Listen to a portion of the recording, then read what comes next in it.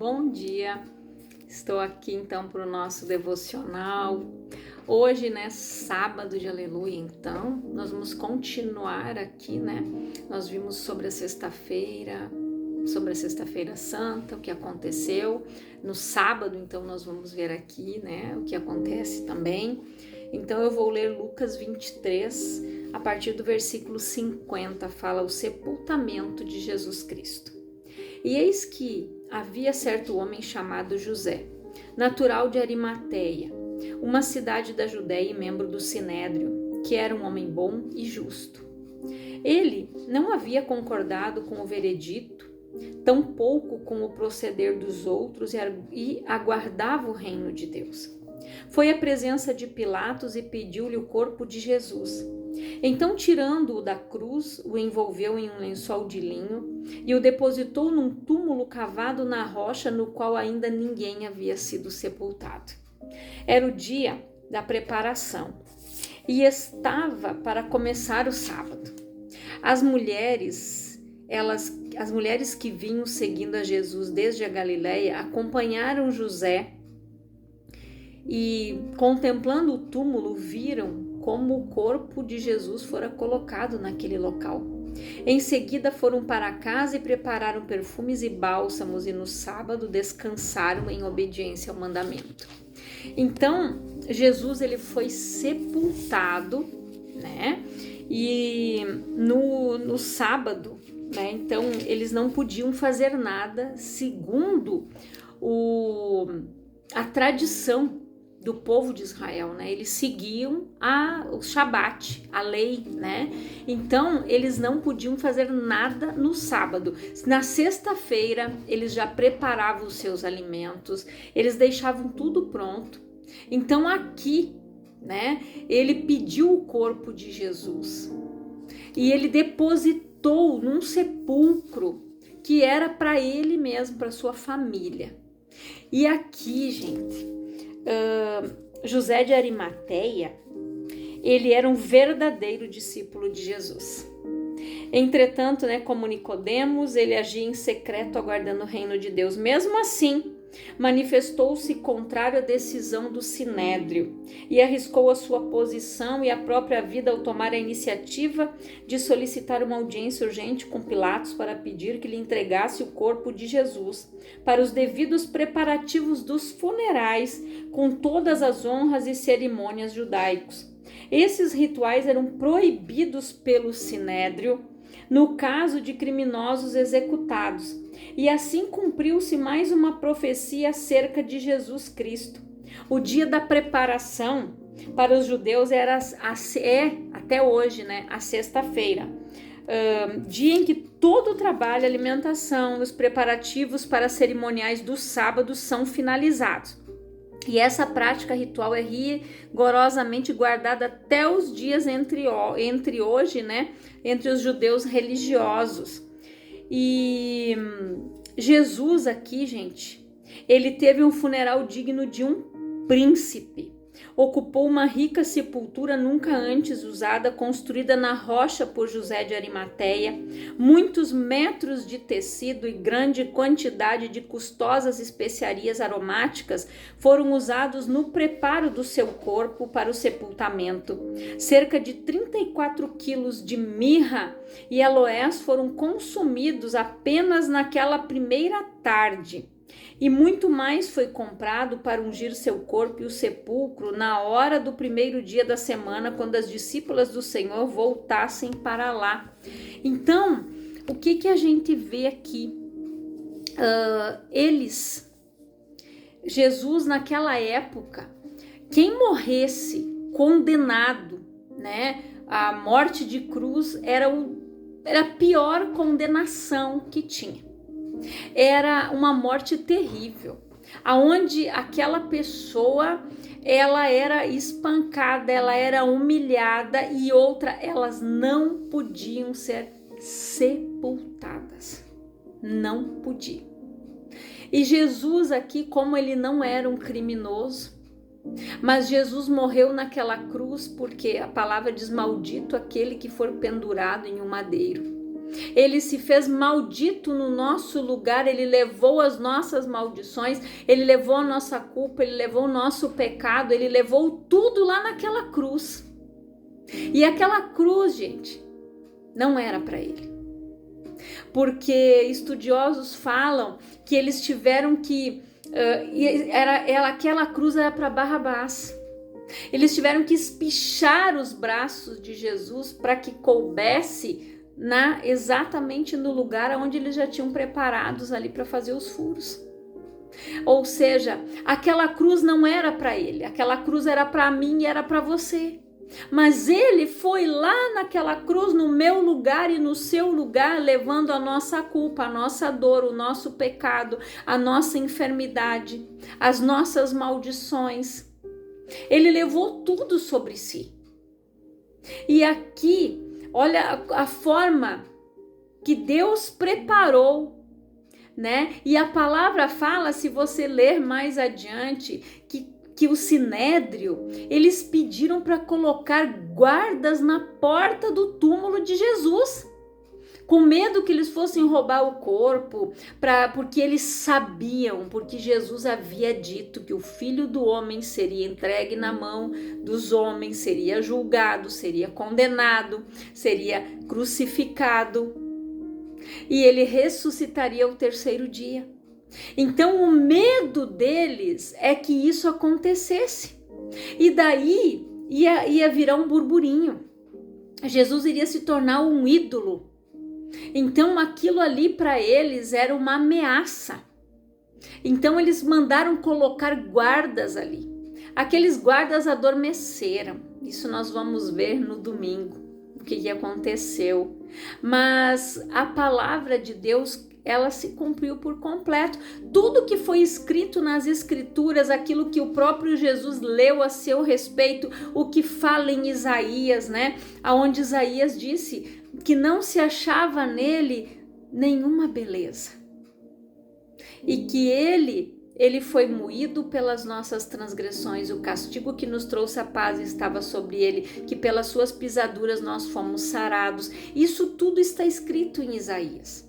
E tantas outras coisas que já haviam sido escritas por outros profetas, né? Que ele viria ser de Nazaré, que ele iria nascer em Belém, Jesus o Nazareno. Eles foram explicando e falando, e tudo isso se cumpriu. Até hoje, gente, se nós analisarmos as escrituras aqui, tudo que está escrito hoje está acontecendo. A palavra fala que haveria filho contra pai, pai contra filho, o amor de muitos esfriaria, guerra, rumores de guerra e por aí vai, terremotos, maremotos, gente, todos estes sinais, eles já estão. Jesus disse que é o princípio das dores, que ele não sabe o dia e a hora. Jesus só disse algo, que ele vai voltar quando o evangelho for pregado a toda a criatura, e só o Pai sabe o dia e a hora, ele não sabe. Mas eis os sinais que antecedem a sua vinda, e muitas pessoas estão desprezando estes sinais. Eles estão achando que isso é mentira, que isso é besteira, que esses crentes são tudo louco. Mas a hora que Jesus voltar, vai ser um Deus nos acuda. A hora que tiver o arrebatamento, como está escrito na palavra, se estiverem dois no campo, vai um, vai ficar o outro. As pessoas vão olhar para os lados, o esposo sumiu, a esposa desapareceu, os filhos e eu. E daí? Aí a palavra diz também que o Espírito Santo vai ser retirado daqui. A palavra é bem clara. Vai chegar um momento em que as pessoas terão fome da palavra, não de alimento físico, mas da palavra, e não vai ter quem pregue. Está escrito aqui, gente. Então busque enquanto pode achar, é o que diz a palavra. Busque enquanto você pode achar, se conserte enquanto você pode, volte para o caminho enquanto você pode, porque hoje ainda Jesus é o nosso advogado. Jesus, ele é o nosso intercessor diante de Deus. mas no dia da sua vinda ele vai ser o nosso juiz. Ele vai nos julgar. Ele vai olhar cada árvore. Que fruto você deu? Que fruto você produziu? Quantas almas você ganhou? Quem você alcançou? Você fez o que eu te mandei? Tudo isso nós vamos prestar conta diante de Deus. Todos nós, independentemente de credo, religião, todos nós vamos prestar contas diante de Deus dos nossos atos, das nossas escolhas, do nosso livre-arbítrio. Nós vamos prestar contas diante de Deus das coisas que nós fomos negligentes, do que nós não fizemos, do que nós deixamos de fazer, nós deixamos de pregar, quando nós perdemos as oportunidades de ganhar uma alma. Tudo isso nós vamos prestar conta diante do Senhor. Não adianta só colocar a Bíblia debaixo do braço e ir para a igreja, eu estou salvo. A porta é estreita. Só vai passar aquele que for banhado pelo óleo do Espírito.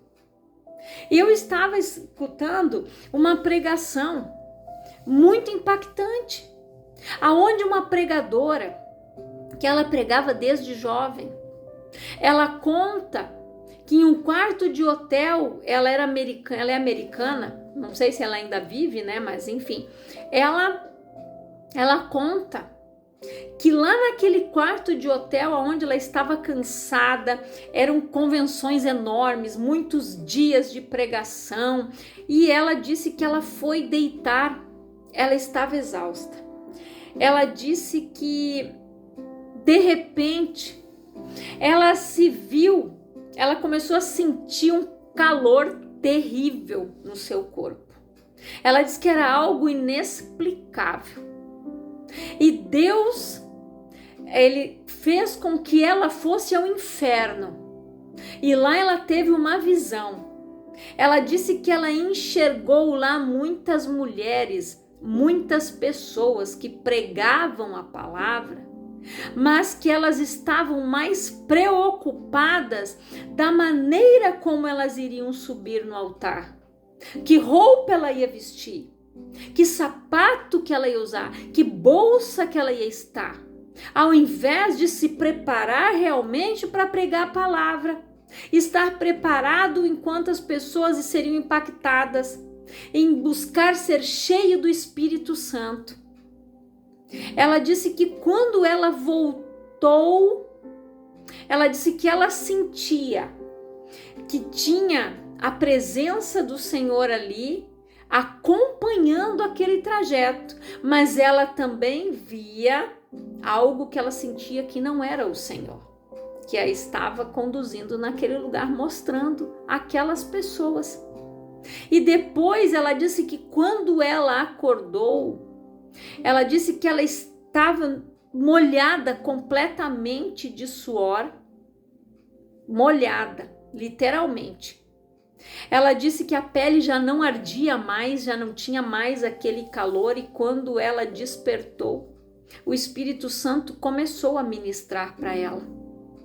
Então, para você ver que muitas vezes nós estamos preocupados, não que seja errado, com a nossa aparência, de estarmos bem apresentados, mas o externo. Por isso que Jesus, ele fala que quando ele foi criticado, quando seus discípulos estavam comendo sem lavar as mãos, porque era uma tradição dos anciãos, Jesus disse que não era o que entrava no homem que contaminava, mas sim o que saía, porque a boca fala do que o coração está cheio. Então, Jesus, ele disse que não é o que entrava, mas era o que saía. E realmente. E ele disse: fariseu hipócrita, você lava o exterior do copo, mas não se preocupa com o interior. A pessoa não se preocupa com o seu coração, com a sua alma. Como que ela está interiormente diante de Deus? Ela está como Ana, que dobrou o joelho ali e rasgou a alma dela e colocou todo o lixo emocional que ela tinha para fora, toda aquela amargura, todo aquele ódio, todo aquele ressentimento, ela colocou para fora. E quantas pessoas estão igual uma panela de pressão, com tudo ali dentro de si, se colocando diante de Deus, mas elas não estão com o coração e a sua alma limpas. A alma está ferida, ressentida, amargurada, com ódio, ferida, cheia de traumas. E as pessoas não estão buscando se curar, se purificar, se santificar, trocar as vestes de imundícia por os trapos de imundícia por vestes de louvor. As pessoas, elas estão muitas vezes mais preocupadas com a moda, com o que eu vou usar amanhã. Elas estão tão preocupadas com tantas coisas que elas esquecem das principais. Às vezes elas estão se descuidando da sua vida espiritual, se descuidando da sua casa, se descuidando da sua família, porque elas estão preocupadas com tantas outras coisas. Elas estão como Marta, preocupadas com tantos afazeres, o que eu vou fazer amanhã, e isso, aquilo, aquele outro, mas elas não estão procurando a melhor parte, que é estar na igreja, é estar na presença de Deus, que é orar, que é buscar, que é interceder, que é clamar. Elas não estão preocupadas com isso, mas elas estão preocupadas muitas vezes em alimentar o seu ego, em cuidar do seu exterior. Postam como se fossem as pessoas mais perfeitas da face da terra. Mas quando você vai olhar, são pessoas que estão destruídas, um casamento destruído, arruinado, filhos que estão ali às vezes nas drogas, os filhos estão na prostituição, os filhos estão na pornografia, estão mentindo, os pais nem sabem onde eles andam. Aí eles querem postar que está tudo bem.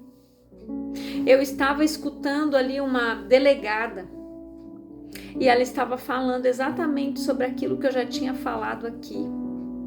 Das pessoas cuidarem quem são os amigos dos seus filhos. Aí ela deu exemplo de um homem lá dos Estados Unidos, que a filha dele também tinha nessa faixa etária de 12 anos ali. Ela convidou as amiguinhas para tradicional, né? Como é que eles fazem o posadão, a festa do pijama. E lá ele preparou um suco para aquelas meninas. E ali ele colocou algo para as meninas dormirem. Uma não bebeu. E ela viu a manifestação dele. E ela conseguiu fugir e chamar ajuda. Então, quantas pessoas a gente não vê, como a delegada falou, em que lugar que você está deixando os teus filhos irem? Pedófilos. E por aí vai. Quando ela contou de um menino, olha, as pessoas não têm noção. Eles não olham o celular, eles não veem o que os filhos assistem, que grupos que os filhos estão participando. Que o irmãozinho mais velho estava participando de um grupo de pornografia, pedofilia. E ele tinha um irmãozinho. Agora eu não me recordo a idade do irmãozinho, se ele tinha 1 ano e pouquinho, 2 anos. E o grupo sugeriu que ele abusasse do maninho, que era irmão por parte de pai, e filmasse, colocasse no grupo. Aí aquela informação vazou. Quando a polícia chegou na porta e perguntou: a senhora é a mãe do fulano? É, filho, é. Quando ela mostrou a cena para aquela mãe, ela ficou aterrorizada. Então, gente, são coisas que nós precisamos vigiar. Às vezes a pessoa diz: mas eu já entreguei tudo nas mãos de Deus, a minha casa. Amém? Eu também entrego tudo nas mãos do Senhor, mas nós precisamos vigiar. Nós, como pais, nós precisamos saber quem são os pais dos amiguinhos dos nossos filhos. Quando você consente para fazer uma visita na casa do amigo de tarde ou da amiga de tarde, você sabe quem está na casa, você sabe quem cuida deles, você sabe o que eles estão fazendo? Não. Então muitas pessoas não têm este cuidado. Elas não têm o cuidado nem de quem elas colocam dentro da própria casa. Então muitas tragédias, gente, muitas coisas poderiam ser evitadas. E muitas pessoas, quando acontece, culpam a Deus. Onde é que estava Deus? Porque eu deixei nas mãos de Deus, porque eu não sei o que é. Você só entregou para Deus, Deus ainda livrou, cuidou que não foi morto. Deus deu livramento ainda de muitas coisas.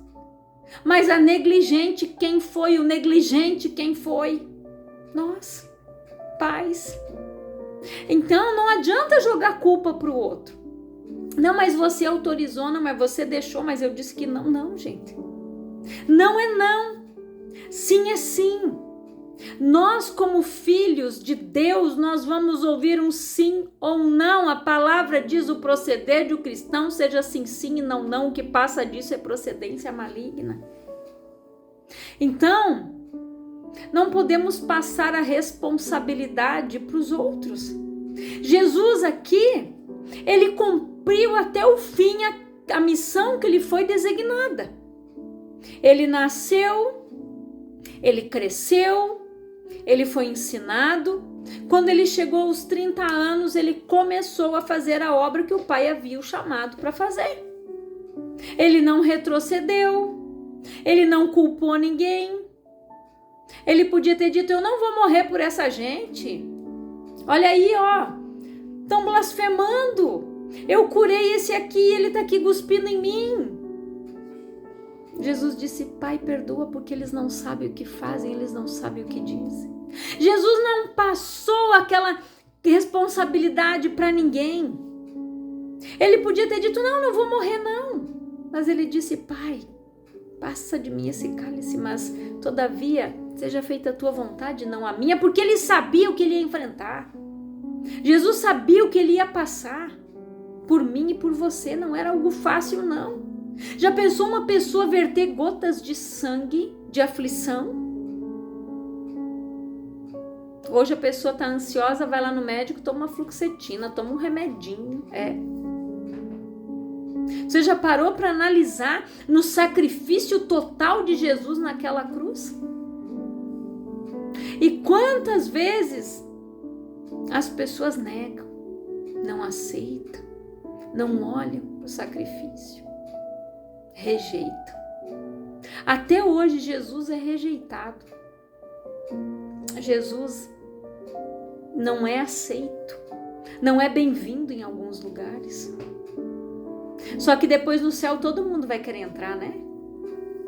Daí vai chegar: Senhor, Senhor, e vai dizer: vai para lá, não te conheço. Assim como eles desprezam e rejeitam o Senhor aqui, vai chegar um momento que Jesus vai dizer: eu não os conheço. Isso é muito sério, gente. Então fica aqui essa reflexão para nós neste sábado, que a gente começa a refletir nas nossas atitudes, nas nossas escolhas, nosso livre-arbítrio. Parar de achar culpado, parar de arrumar desculpas e verdadeiramente se arrepender, e confessar e abandonar. Não é enquanto a pessoa não faz isso, aquele ciclo não se rompe. Enquanto ela não confessa, abandona aquilo ali. Ela tem que abandonar e não voltar mais a praticar aquilo. Abandonar o pecado de vez. Errou, abandonou. Confessou, abandonou. Não pode ficar voltando aquilo ali, não é um ciclo vicioso, um vai e vem. Eu quero orar por você, Pai, em nome de Jesus. Eu oro por todas estas pessoas que ouvem esta palavra. Que elas sejam abençoadas, edificadas, renovadas. Que elas tenham a sua mente renovada. Que o Espírito Santo venha trabalhar e falar a esses corações. Que elas façam uma análise, uma reflexão da sua vida neste sábado. Que elas olhem para si e vejam as suas negligências. Que elas possam olhar e ver o que eu preciso organizar, o que eu preciso arrumar, o que eu preciso de conserto, o que eu preciso abandonar, confessar, deixar. Que elas se analisem, Senhor. E que o teu Espírito que convence do juízo, da justiça e do pecado possa estar auxiliando esta pessoa neste momento, aquele que fizer aquela oração sincera, de coração, dizendo: Senhor, eu não quero mais isso na minha vida.